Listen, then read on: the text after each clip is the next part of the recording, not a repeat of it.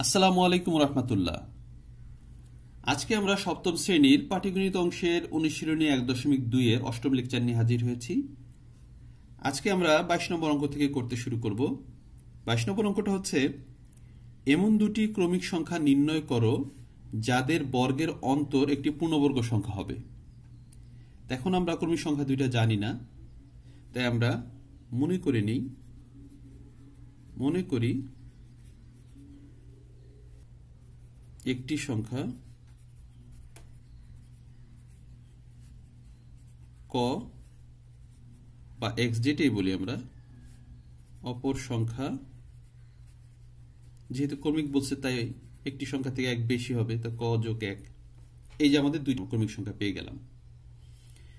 এখন বলছে তাদের বর্গের অন্তর, তো তাদের বর্গের অন্তর, এখন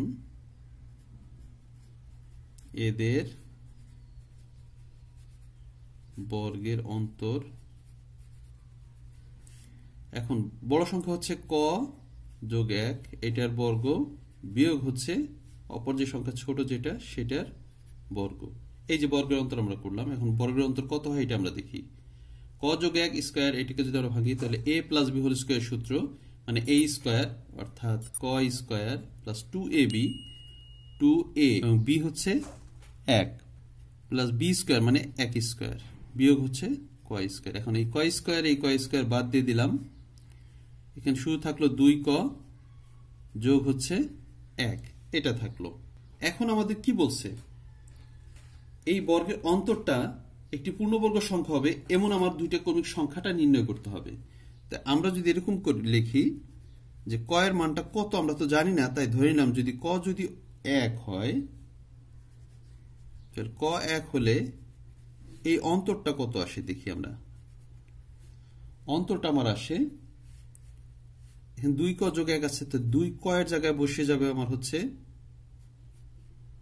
1 যোগ হলো 1, তাহলে কত আসলে 2 1 কে 2 যোগ 1 সমান সমান 3, যা কিনা 3 কি পূর্ণবর্গ সংখ্যা না, তাহলে লিখবো যা পূর্ণবর্গ নয়।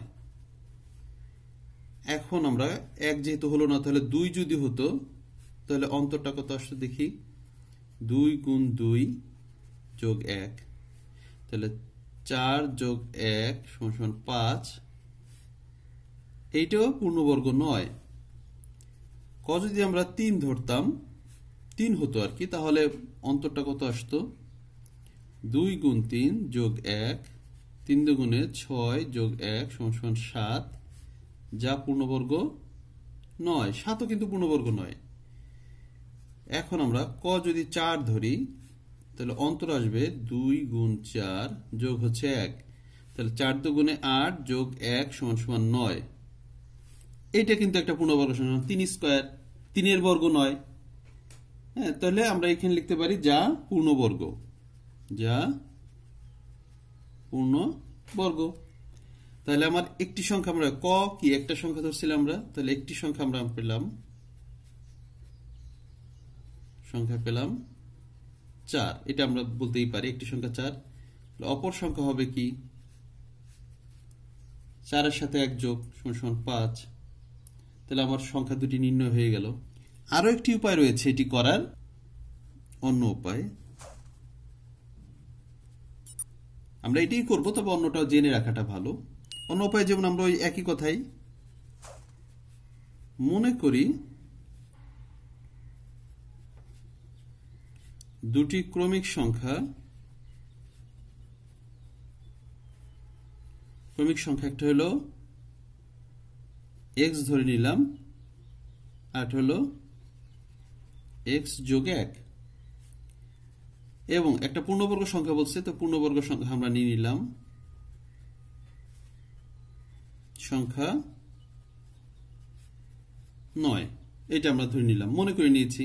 তো 9 তো যেহেতু একটা পূর্ণবর্গ সংখ্যা, তাহলে আমরা নিতেই পারি। এখন প্রশ্ন মতে আমরা জানি কি, ক্রমিক সংখ্যার বর্গের অন্তর যেহেতু বলছে এখানে যে বর্গের অন্তর, তো বর্গের এই যে এটা হচ্ছে বড় সংখ্যা, এইটার বর্গ, আর ছোট সংখ্যার বর্গের অন্তর কত আমরা 9 ধরে নিয়েছি। এখন যদি আমরা এটাকে ভাঙাই, তাহলে আমাদের ভাঙালে কি আসবে, a স্কয়ার প্লাস 2ab, তাহলে 2 into x into 1 plus 1 square বা 1 স্কয়ার বিয়োগ এক্স স্কয়ার সমান সমান 9। এক্স স্কয়ার কেটে গেল, থাকলো 2x যোগ 1 সমান সমান 9। এখন 2x সমান সমান 9 থেকে 1 বিয়োগ হয়ে যাবে,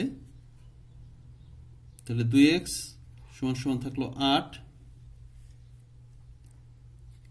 বা আমরা এই সাইডে করে নিই, x ইজ ইকুয়াল টু 8 কে যদি 2 দিয়ে ভাগ করি তাহলে হয় 4, অতএব x এর মান আমরা পেয়ে গেলাম 4। তাহলে আমরা একটি ক্রমিক সংখ্যা পেয়ে গেলাম